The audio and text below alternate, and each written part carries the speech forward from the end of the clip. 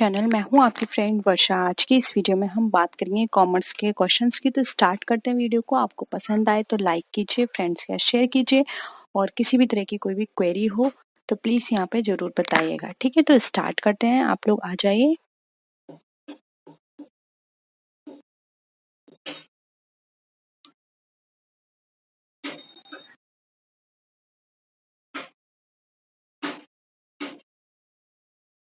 देखिए यहाँ पे क्वेश्चन है, आपको बताना है मैनेजमेंट का मेन फंक्शन में क्या क्या चीज़ें इंक्लूड होती हैं। डायरेक्टिंग, इनोवेशन, कम्युनिकेशन या फिर डिसीजन मेकिंग। बताइए।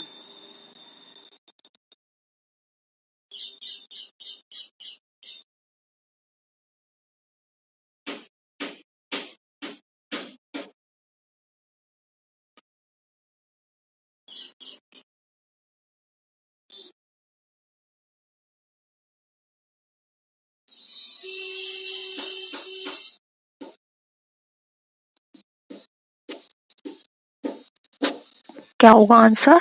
देखिए यहाँ पर आंसर हो जाएगा ए, डायरेक्टिंग, क्योंकि आपने मैनेजमेंट के फंक्शन पढ़ा होगा। बहुत बार बता चुकी हूँ आपको। पोस्ट कॉर्ब, इसमें जो डी होता है वो हमारा डायरेक्टिंग बताता है। ठीक है, innovation, communication and direct decision making इसका पार्ट नहीं है, वो अदर फंक्शंस में आता है। ठीक है, तो यहाँ पर ऑप्शन ए हमारा राइट आंसर हो जाएगा। नेक्स्ट क्वेश्चन पर आइए। नेक्स्ट क्वेश्चन देखिए यहाँ पे, management is actively connected with. अब जो मैनेजमेंट है वो एक्टिवली कनेक्टेड होता है किस चीज से? मैनेजर्स से, डिसीजन मेकिंग से, ऑपरेशन से या फिर नन ऑफ दीज। बताइए क्या होगा आंसर।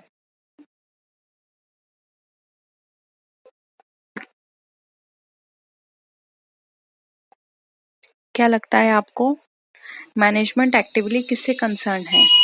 तो देखिए यहाँ पे मैनेजमेंट की बात करें जो एक्टिवली कंसर्न है तो ये होता है हमारे ऑपरेशन से, क्योंकि मैनेजमेंट के अंदर सारे काम ऑपरेटिंग वे में किए जाते हैं। यानी कि यहाँ पर सारे काम आप क्या है, ऑपरेशन से रिलेटेड होते हैं। जैसे कि प्लानिंग ले लो, आप स्टाफिंग ले लो, ये सब क्या है, ऑपरेशन से रिलेटेड है। इसमें डिसीजन मेकिंग का इतना पार्ट नहीं है।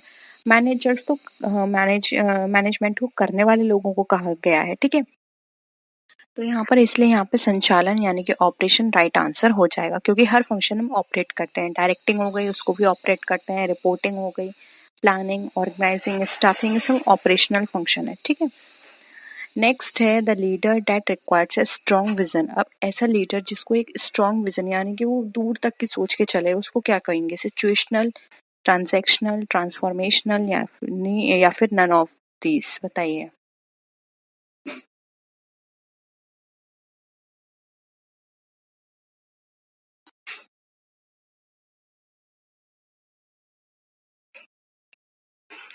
देखिए यहाँ पर इसका आंसर की बात करें तो सी हो जाएगा, ट्रांसफॉर्मेशनल लीडर। क्योंकि ट्रांसफॉर्मेशनल का मतलब यहाँ पे कोई भी काम करेगा तो ट्रांसफॉर्म यानी कि फ्यूचर की सोच के चलेगा कि हाँ इससे ये रिजल्ट निकल सकता है, इससे ये चीज हो सकती है, तो ट्रांसफॉर्म करेगी हर एक्टिविटी को। इसलिए यहाँ पे ट्रांसफॉर्मेशनल लीडर यहाँ पर हमारा राइट आंसर हो जाएगा।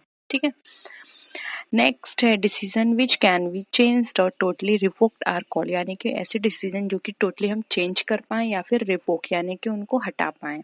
ठीक है, रिवोक करना यानी हटाना या निरस्त करना, क्या होता है वो? Irreversible, trial and error, experimental या फिर रिवर्सिबल।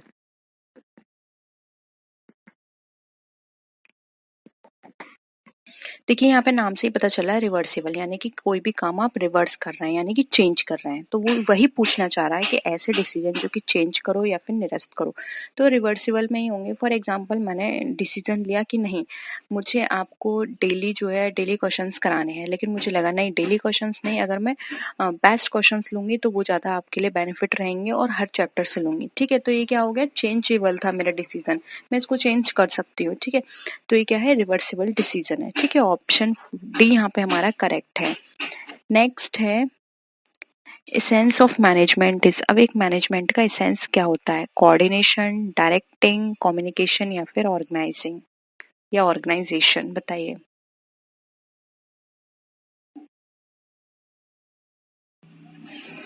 देखिए, एक मैनेजमेंट का जो एसेंस है वो कोऑर्डिनेशन पे बेस्ड है, क्योंकि मैनेजमेंट में जितनी भी एक्टिविटीज़ होती हैं उन सब में आपस में क्या होता है, एक इंटरलिंक होता है इस तरह से, यानी कि सब एक दूसरे से रिलेटेड होती हैं।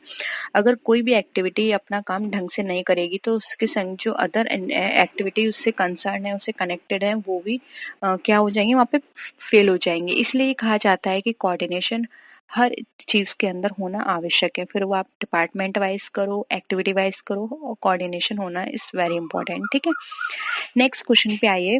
अब आपको यहाँ पे बताना है कि जो हमारा फंक्शनल ऑर्गेनाइजेशन है उसका आपका मेन ऑब्जेक्टिव क्या लगता है। सिंप्लिसिटी होती है, स्पेशलाइजेशन होता है, एक्सपीरियंस होता है, या फिर अथॉरिटीज होती हैं।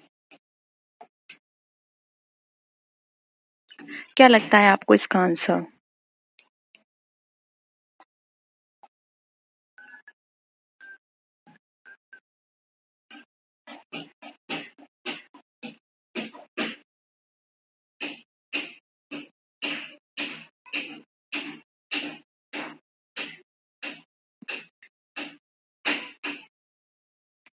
देखिए, यहाँ पर हम कार्यात्मक संगठन की बात करते हैं, तो जब हम कार्यात्मक संगठन की बात करेंगे, यानी कि कोई भी काम अगर हम एक यहाँ पर हम साथ में मिलकर कोई भी काम कर रहे हैं और वो काम कैसा है, हमारा फंक्शनल बेसिस पर है, तो फंक्शनल बेसिस पे किस तरह से किया जाएगा, स्पेशलाइजेशन के बेसिस पर। ठीक है, आप किसी के संग कोई भी काम करोगे तो वो डिस्ट्रीब्यूट किस वजह से हो रहा है, फंक्शन के बेसिस पर हो रहा है, स्पेशलाइजेशन के बेसिस पर हो रहा है।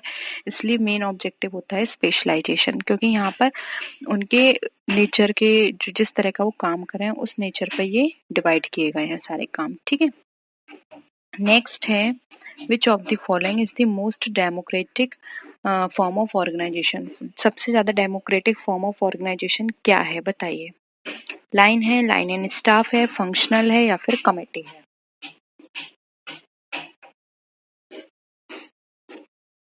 देखिए, डेमोक्रेटिक का मतलब होता है सब साथ मिलकर काम करें, और साथ मिलकर काम कहाँ कर सकते हैं, कमेटी के अंदर। कमेटी में क्या होते हैं, 3 से 4 या जो जितने भी आप लोग लेना चाहें कमेटी के अंदर, उसमें कमेटी में जितने मेंबर्स होंगे सब मिलके काम करेंगे, तो वहाँ पे डेमोक्रेटिक फॉर्म वहाँ पर एक हमारी डेवलप होगी। ठीक है, तो ऑप्शंस यहाँ पे डी हमारा करेक्ट हो जाएगा। नेक्स्ट क्वेश्चन देखिए, plan made in the light of competitors plan is known as, यानी कि कोई भी जो प्लान है वो जो आपके कॉम्पिटिटर्स के प्लान है उसको देखकर बनाया जा रहा है, तो उसको क्या बोलेंगे, पॉलिसी, प्रोसीजर, स्ट्रेटजी, या फिर अंडरकवर प्लान।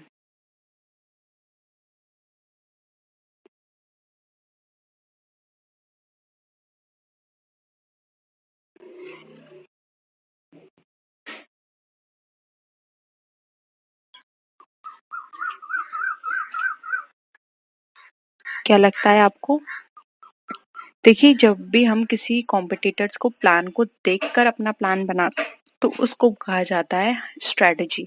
यानी कि आपने सामने वाले या जो भी आपका कॉम्पिटिटर है उसका पूरा प्लान देखा, तो उस प्लान को देखकर आपको एक आइडिया लग गया कि हाँ, इसके प्लान में ये कमी है, या फिर ये पॉइंट्स मेरे लिए बेनिफिट साबित हो सकते हैं क्योंकि इसने ये इंक्लूड नहीं किए हैं, तो अब मुझे ये काम करना चाहिए। तो यानी कि आपने क्या किया, एक स्ट्रेटजी बनाई।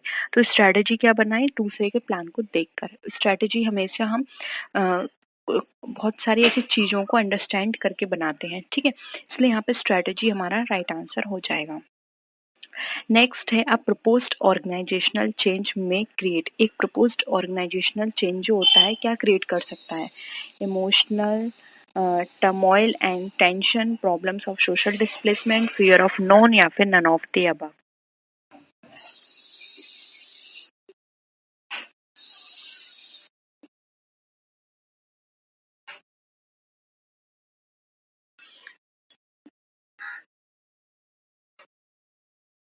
देखिए, यहाँ पे राइट आंसर हो जाएगा डी। अगर कुछ प्रपोज्ड है और उसमें आप चेंज कर रहे हो तो हो सकता है कि इमोशनली लोगों को वहाँ पर वो प्रॉब्लम क्रिएट करे, उनको टेंशन हो, या फिर सोशल डिस्प्लेसमेंट हो, या फिर लोगों के अंदर डर आए। तो ये पॉइंट्स सारे हमारे यहाँ पे ठीक लग रहे हैं हमें। ठीक है, तो यहाँ पर हम कह सकते हैं कि एक प्रपोज्ड ऑर्गेनाइजेशनल चेंज में ये सारी चीज़ें हो सकती हैं, इसलिए ऑप्शन डी हमारा करेक्ट हो जाएगा।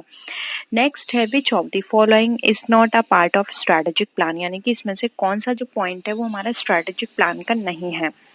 पर्पस और mission, objectives, choice of business या फिर सोशल रिस्पॉन्सिबिलिटी, बताइए।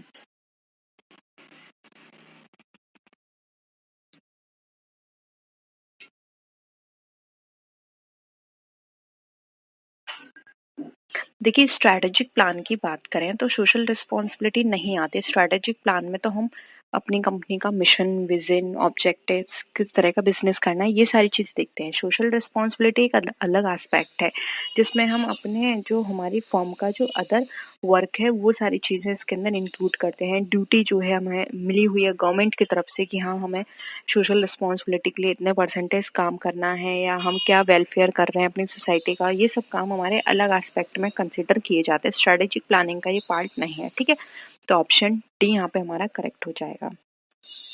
नेक्स्ट है discipline of management is based on. अब जो डिसिप्लिन ऑफ मैनेजमेंट है वो किस पे बेस्ड है? Scientific approach, adheres to a code of ethics या फिर बोथ ए एंड बी, बताइए।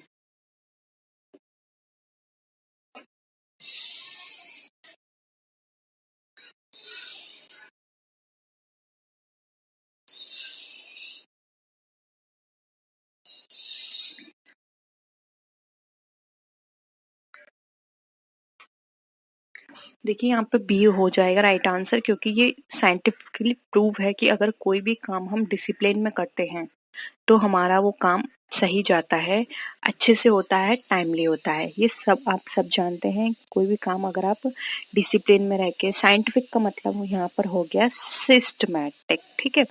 अब कोई भी काम आप सिस्टमैटिक वे में करेंगे तो वो 100% आपका सक्सेस ही रहेगा।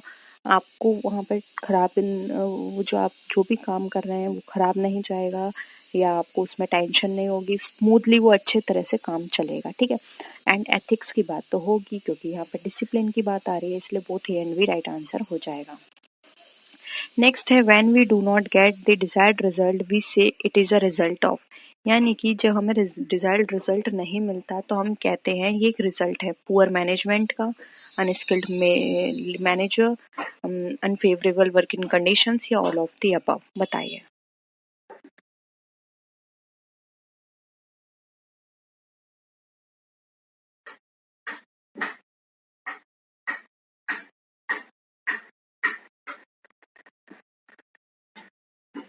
देखिए, यहाँ पे ये सारे पॉइंट्स हमारे करेक्ट होंगे, क्योंकि जब भी हमें डिजायर्ड रिजल्ट नहीं मिलता तो ये कोई भी कंडीशन हो सकती है। हो सकता है हमारा मैनेजमेंट सही ना हो सकता है हमारा मैनेजर स्किल्ड ना हो, वो सारी चीज़ों को अच्छे से मैनेज नहीं करना आता हो उसे, या फिर ये भी हो सकता है मैनेजमेंट अच्छा हो, मैनेजर अच्छा हो, लेकिन जब हम वो काम कर रहे थे तो वहाँ की वर्किंग कंडीशंस अच्छी नहीं थी। हो सकता है कि वहाँ पे फटीग लेवल लोगों का जो था वो बहुत ज़्यादा था, ठीक है। क्योंकि बहुत सारी चीज़ें ऐसी होती हैं, हमें सब कुछ अच्छा मिल रहा है लेकिन वर्किंग एनवायरनमेंट हमारा इस तरह का नहीं है। फॉर एग्जाम्पल बहुत ज़्यादा गर्मी है वहाँ पर, ठीक है, वर्कर्स ठीक से काम नहीं कर पा रहे हैं तो उतना आउटपुट नहीं आ पाएगा, तो सारी आपकी जितनी भी आपने स्ट्रेटजीज बनाई होंगी सब फेल हो जाएंगी, ठीक है। तो ये सारी चीज़ें हमारे लिए हेल्प करती हैं हमारे डिजायर्ड रिजल्ट को अचीव करने में, इसलिए यहाँ पे ऑप्शन डी हमारा करेक्ट होगा। नेक्स्ट है to motivate employees to achieve higher productivity is the function of. यानी कि जब भी हम एम्प्लॉयज को मोटिवेट करते हैं हायर प्रोडक्टिविटी अचीव करने के लिए तो वो किसका फंक्शन कहलाता है? Middle level management, lower level, या फिर टॉप लेवल मैनेजमेंट, या फिर आप ये भी बोल सकते हैं कि ये इसमें से किसी का भी नहीं है।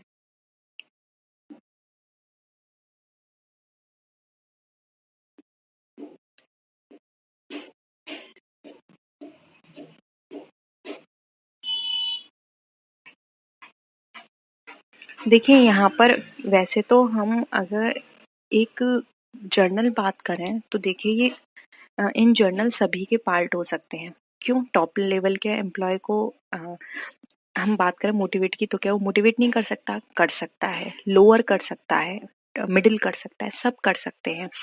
क्योंकि एक मिडिल हम इसलिए बोलेंगे क्योंकि मिडिल में कंसिडर किए जाते हैं मैनेजर्स, और एक मैनेजर यहाँ पर हायर प्रोडक्टिविटी के लिए क्या करेगा, यहाँ पर उनको मोटिवेट करेगा। लेकिन फिर भी हम आंसर सेकंड रखेंगे, क्यों? क्योंकि इसके अंदर हमने बात की थी, इसके अंदर आते हैं सुपरवाइजर्स और फोरमैन और सबऑर्डिनेट्स। अब देखिए ये सारे लोग यहाँ आ रहे हैं, यानी कि ये डायरेक्टली अटैच हैं किनसे? एम्प्लॉयज से, यानी कि ये एम्प्लॉयज को वॉच कर रहे हैं, उनको देख रहे हैं कि वो काम कैसे कर रहे हैं, उनको सुपरवाइज कर रहे हैं, तो ये लोग अच्छे से मोटिवेट कर सकते हैं। ठीक है। और अगर हम बात करें इनडायरेक्ट वे में, तो इनडायरेक्ट वे में तो कोई भी उनको मोटिवेट कर सकता है, खुद एम्प्लॉय अपने आप से भी मोटिवेट हो सकते हैं और खुद आपस में, यानी कि कलीग्स भी एक दूसरे को मोटिवेट कर सकते हैं। इसलिए हम यहाँ आंसर यहाँ पे बी रखेंगे, लोअर लेवल मैनेजमेंट। ठीक है।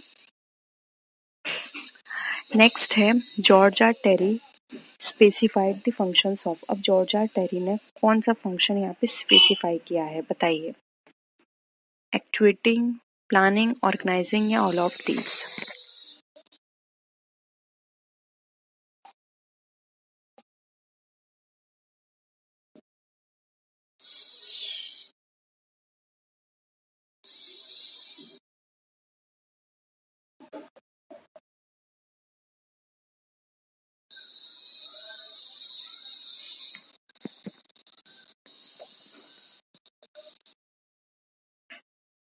बताइए क्या लगता है आपको इसका आंसर जॉर्जा टेरी का।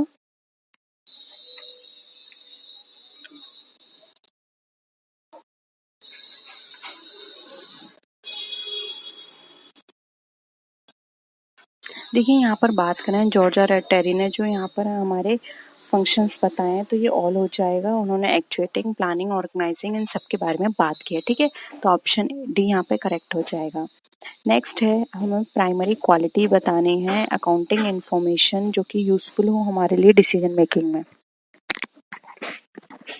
Comparability and consistency, materiality and time line,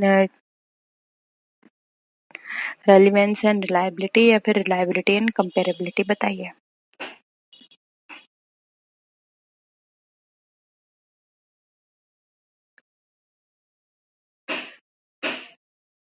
क्या लगता है, कंपेरेबिलिटी और कंसिस्टेंसी होगा, मटेरियलिटी होगा, टाइमलीनेस होगा, रिलेवेंस होगा, या फिर रिलेवेंस एंड कंपेरेबिलिटी होगा।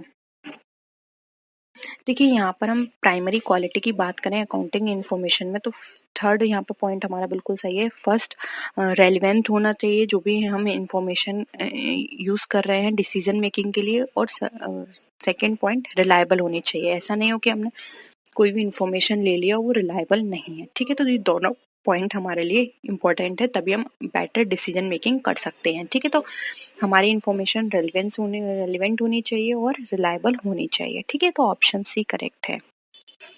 नेक्स्ट है, if a firm borrows a sum of money then there will be, यानी कि अगर कोई फर्म बोरो करती है, ठीक है, अमाउंट को, तो उससे क्या होगा, हमारी कैपिटल इंक्रीज होगी, डिक्रीज होगी capital, no effect in capital, and none of this, बताइए।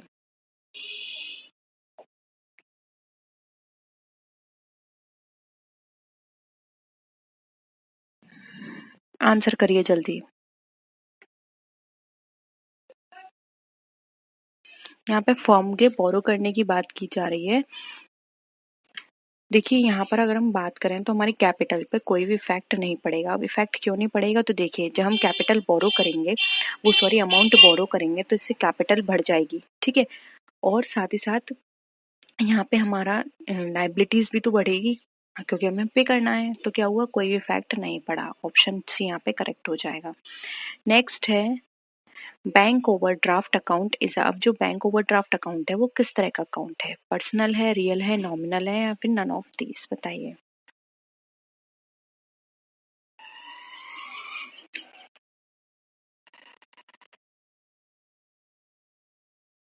देखिए ओवरड्राफ्ट फैसिलिटी जो है वो हमारी किससे कंसर्न है, एक पर्सन से कंसर्न है, यानी कि जो आर्टिफिशियल पर्सन है।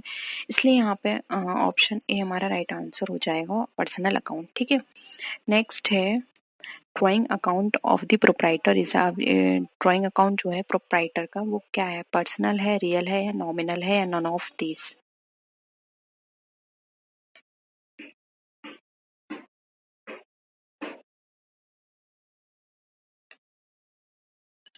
अगेन ड्राइंग अकाउंट हमारा पर्सन से कंसर्न है, आर्टिफिशियल पर्सन की तरह ये ट्रीट किया जा रहा है, इसलिए यहाँ पे ऑप्शन ए राइट आंसर हो जाएगा, ये पर्सनल अकाउंट है। नेक्स्ट है bank account, personal, real, nominal, कौन सा लगता है आपको।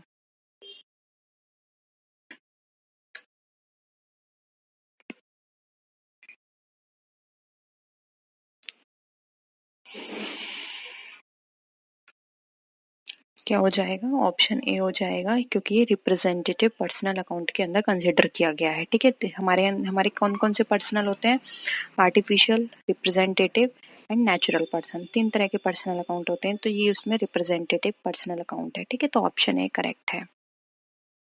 नेक्स्ट है, हमें बताना है जो परचेस अकाउंट है वो किस तरह का अकाउंट है, रियल है, नॉमिनल है, पर्सनल है या नन ऑफ दिस।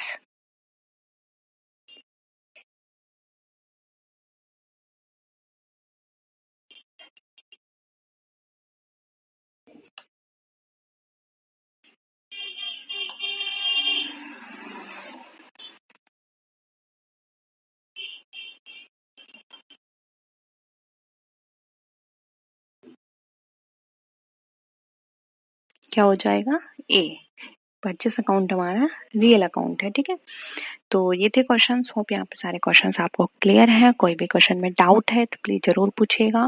आप हमारे टेलीग्राम ग्रुप को ज्वाइन कर लीजिए। 2 टेलीग्राम ग्रुप हैं, एक पे डिस्कशन होता है एंड एक पर आपको पीडीएफ्स और सारे नोटिफिकेशंस मिलते हैं। ठीक है, तो नेक्स्ट वीडियो में मिलते हैं, तब तक के लिए टेक केयर, बाय बाय।